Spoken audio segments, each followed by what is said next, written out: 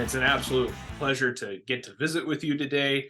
I got to screen the movie last night, and man, Wow. this is just the impact that this film had. I did not I was not prepared for the impact that this film was going to have on me whenever I started watching it. Just the emotional layers that are built into this film are just absolutely incredible, and this cast that you have brought together, and just the sequences and how they play off of each other, it truly is wonderful. Like I truly enjoyed watching this film, and it was wonderful. So first of all, just Thank thank you. you for bringing this film together and putting it out there for audiences. Uh, as I get started with any guest, I just kind of like to know how you got attached to this project. I mean, I know obviously David Charanandy's book, Brother. So did you read the book first, or kind of how did things mesh together in order for you to come together with that book and then direct and then write the screenplay and everything that has happened since? David Cheriandy is one of our great writers here in Canada, and I read a lot. I read a lot of novels. I read a lot of nonfiction. I watch a lot of movies, and I didn't read it thinking I was going to make a movie about it. It was just a book that a friend of mine recommended. And I took a photograph of the cover. She had showed me the novel. I took a photograph of the cover, and then I was going away on a vacation, and I thought, I need a book to read while I'm away, and so I bought the book and read it, and I read it very quickly, and why someone wants to, why I wanted to make the film and make it into a film is just the characters in it, the world, the emotional depth of the novel, the thematic ideas in the novel all sort of resonated with me, and so I naturally wanted to make it into see it as a film. Um, and I reached out to David, and he was generous enough to say that you could have the rights to my novel. That's awesome. That's awesome. Uh, now, for folks who maybe have not had the chance to read David's book yet, can you maybe highlight some of the? Is there any differences or anything between the novel and then the film that maybe you made an adjustment for the movie, or decided that this was going to look a little bit better if we do it this way on screen as opposed to how it plays out in the book? David's novel is set in a place called Scarborough, which is just outside of Toronto, Canada, and it's about an immigrant family from Trinidad, and it's a bit of a mystery. An event happens to one of the members of the family, and we slowly unravel through a sense of memory and history what really happened. One of the things that I wanted to do was to change the location of where the family came from to Jamaican, and so I sort of changed that, and also just, and then a novel David used was very specific in terms of the music. One of the characters is wants to be an artist, a musician, and I really loved and gravitated towards that, and so I used as much as I could in the film. And the music choices brings me to the next thing I wanted to ask you about, is because you provide such a unique uh musical experience throughout the film, and then definitely the artist that the lead character of Francis is kind of led by in the film. What was there any kind of decision making, or maybe any discussions with Aaron, the actor who plays Francis, as to what music this character would be drawn to? Yeah. It's in the novel, the character Francis that Aaron's plays has a very eclectic taste, and so he was listening to people like Nina Simone, to Anne Murray, to Bob Marley, but with the core of the film, we chose a kind of diasporic black music, American soul, Jamaican reggae. We had some sort of West African music in there as well. Just really sort of show have the sort of the showcase of um, diasporic black music. Um, and there were certain songs that I knew I needed and wanted. Eric B. and Rakim's album Paid in Full was a seminal album for me. Curtis Mayfield's Darker Than Blue is one of my favorite songs. And so, there were some core songs and some core music that I wanted to make sure that was in the film.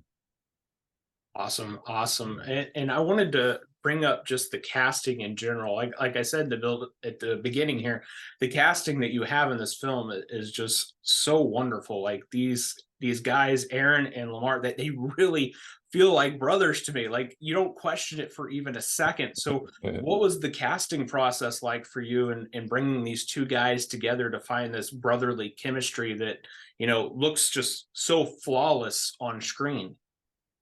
Well, the lead is played by Lamar Johnson, like you mentioned, and Lamar was in a miniseries, the Last of Us, and he's just recently became an Emmy nominee. And Lamar's he's from Toronto, he's from Scarborough, and he's a young one of these young actors that I was following, and he was one of the first people that I reached out to play the lead.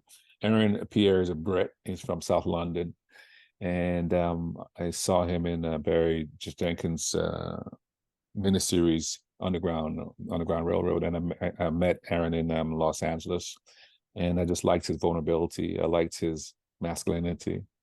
I liked his femininity. I liked just his energy overall. And I wanted someone who people could follow, you know. And then Marsha's Stephanie Blake, who plays a mom. She's from Jamaica, lives in New York, and she just knew who this woman was. I saw her in a film called Loose. I was very, very impressed by her courage and her braveness and just her fierceness. And I asked her to be in the film, and so that was a core. And once I had that, I knew that I just cast them and get out of their way. That's awesome. That's awesome. Truly, you've got just such a wonderful cast. Now, when you were kind of building the screenplay in your mind, were these guys kind of already in there as far as who you'd like to cast, or when did that kind of process go? Okay, these are the guys that I'd like to have. No, I didn't have anyone in mind really until I was ready to cast it, because usually when I do that, I never get the person that I want. Usually you're like you write it and think, okay, I want this person, and then they say no to you. This time around, I basically, they all put themselves on tape, and once I met them and saw their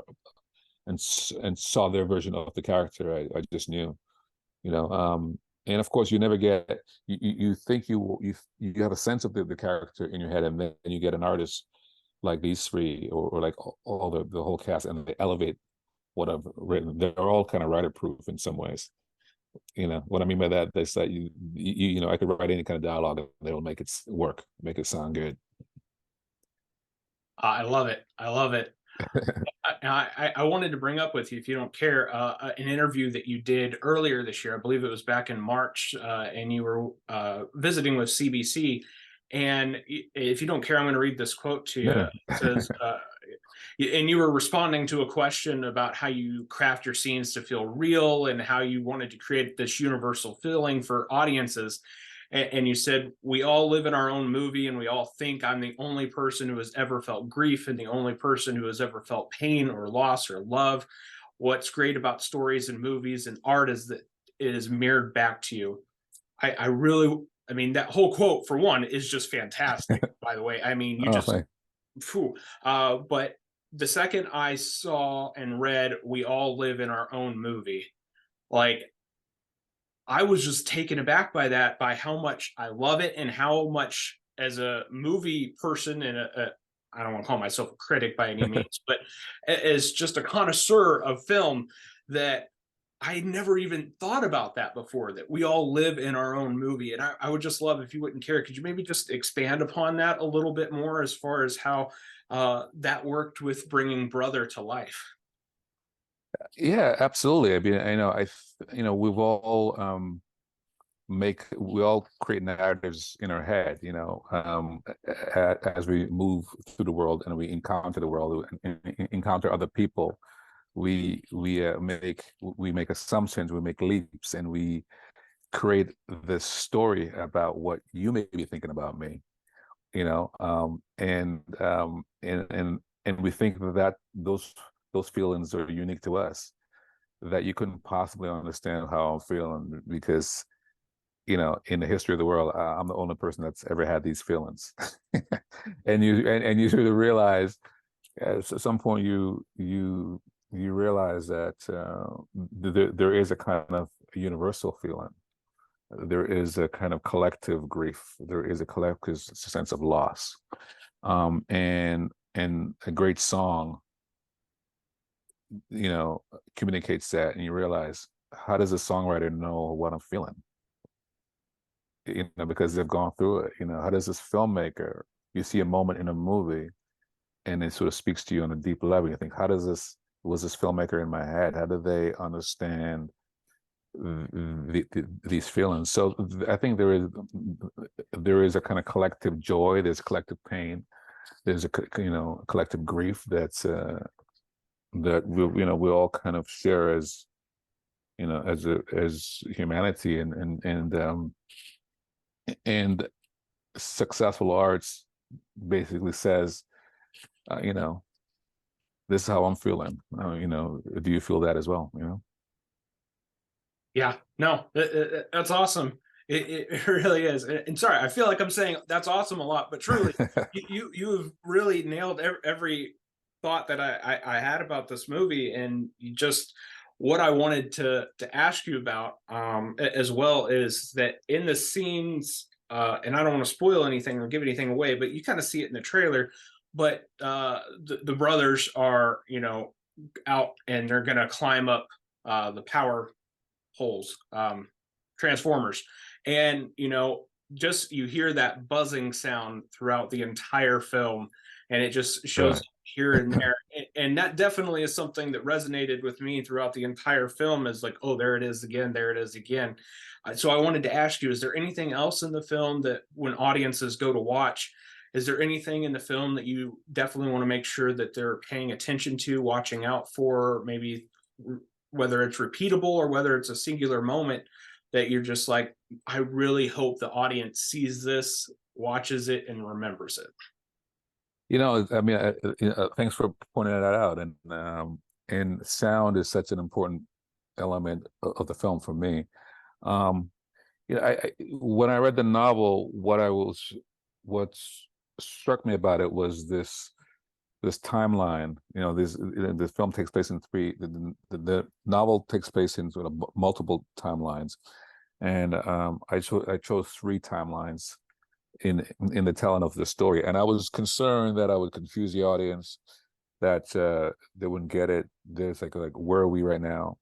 And so I was very mindful of how to present that. So, people watching the film, love for them to be sort of be aware and conscious of the sense of the different time periods and how they all connect. And some of my favorite films do that, sort of play with structure and play with timelines. The Godfather Part Two immediately jumps to mind with the father and son timeline. Other films, Manchester by the Sea, because it just sort of pops into my head, does that brilliantly. So there's a sort of number of films that play with timeline, that on its part. And I think Christopher Nolan, maybe because I just saw Oppenheimer, is probably one of the best at that, through creating a sense of, through, with like Dunkirk or Oppenheimer or Tenet, you know, Memento, a sense of time and where we are, and to have the structural narrative be a part of the storytelling that ultimately gives you an um, uh, emotional sort of outlet, catharsis. Yeah, no, I couldn't agree more. That yeah, and honestly, Oppenheimer was one of the films that came to mind while I was watching yours, because Wow. I literally had just finished watching it as well, and seeing how the evolution of films has gone from, like The Godfather, like you mentioned, as far as clarifying where you are at a time. And you did that so brilliantly, because normally I whenever I see that starting off in a movie, the first 20, 30 minutes, I'm always a little frustrated as an audience member. It's like, oh, when is this? What's this taking place? But for what you did, it made sense. Like it just flowed. It seamlessly made sense. Okay, this is here, this is here, this is here. And I love that aspect. So thank you for making that clear. Somebody for me who likes to just know exactly when it is in the story and in their timeline that I'm at, so that I'm watching. So thank you for that. No, Uh, yeah, yeah, yeah. I love films that do that. I love films that in a way ask me to figure out the puzzle box of the film. And I think that's why people love Nolan as well, because you can't help but participate with his films. You can't help but trying to figure out what is happening, what's going on. And when it works in a film like Inception, or where it's like, oh, or like Memento, there's a kind of satisfaction of participating in it, as opposed to just watching the movie. You're participating and feeling the movie. exactly, exactly. And that's what I'm there for too. Like I want to be within the timeline myself. Okay, I don't want to just be sitting back and not.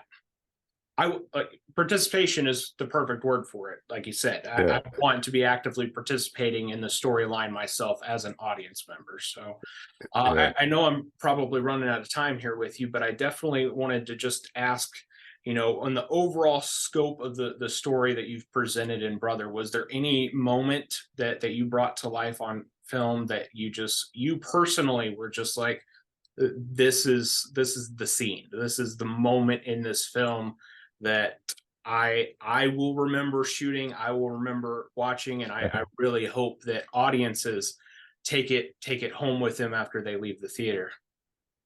Those moments are always non-scripted, or they feel improvised, or they are improvised. And one of the moments in the movie that where Ruth, the mother, tries on a jacket, and it wasn't she tries on this coat, and it wasn't something that was written in the script. It was something the actress said, oh, maybe she should do this. And I said, sure, let's shoot it. And we set up a camera. We had about 15-20 minutes to shoot it. And she just came in, and she did it. And it was one of the most emotional moments for me in the movie, because it just told me everything about her and about the character and about how she was feeling. So those moments in films are always, I'm always struck by, where you can't plan those moments. You can't script them. They just have to happen, and you just hopefully they're capturing it with the camera. Yeah. Now, awestruck is the word that I would definitely use for that moment in particular, because I immediately knew what you're referring to there. And that moment is just so heavy. I can imagine, I'm sitting in my house watching this by myself, but I can imagine watching it in the theater and that moment coming on screen. And there's not going to be anybody sucking on their straw, getting a drink. There's not going to be anybody eating popcorn. I can just imagine a completely still theater, and Yeah. that's definitely a beautiful moment. So thank you for Thank, sharing that with me. I thank you. know Thank you, Vince. you've got some things coming up the pipeline. Is there anything that you would like to just share, or anything you can tease at this moment as far as what you got coming up next for you? Um, there's a few things that I'm working on. Nothing that I feel ready to share yet. I feel like if I talk about it too much, they might go away. So, but I definitely have a couple of things that I'm working on. I'm superstition that somehow if I put it out in the universe too much, that it's like evaporates. No, I'm the same. I'm the same. I like, even with these interviews here, I don't tell anybody I'm doing them until after I've done them, because I'm just like, oh man, if I start telling people I'm going to get to interview the director of Brother, he's just sorry, Tim, I'm not feeling talking to the guy in Branson today. So I get it. I get it. Thank you, man. If anybody is wanting to keep up with your projects, and once you can start making announcements about things you're working on, what's the best way for them to follow you? Are you online? Any social presence that you'd like to share? I don't have any social presence, but I do have a company, Conquering Lion Pictures, Conquering Lion Pictures. That we have a Instagram page, and so people could, announcements are made that way. But I don't have any personal social media. Yeah, not because I don't like it, because I know that I would get too like addicted. So that's why I don't have any of them. Yeah, in my line of work, social media has become 75% of the job now. So Absolutely.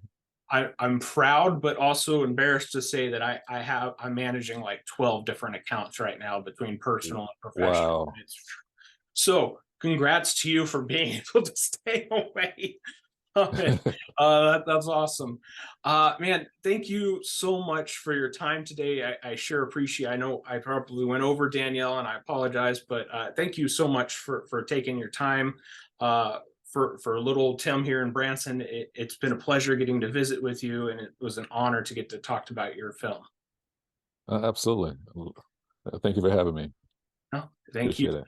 Thank you. And I hope you have a good rest of your week. And hopefully we'll get the chance to do this again in the future. Yes, absolutely. Thank you, Tim.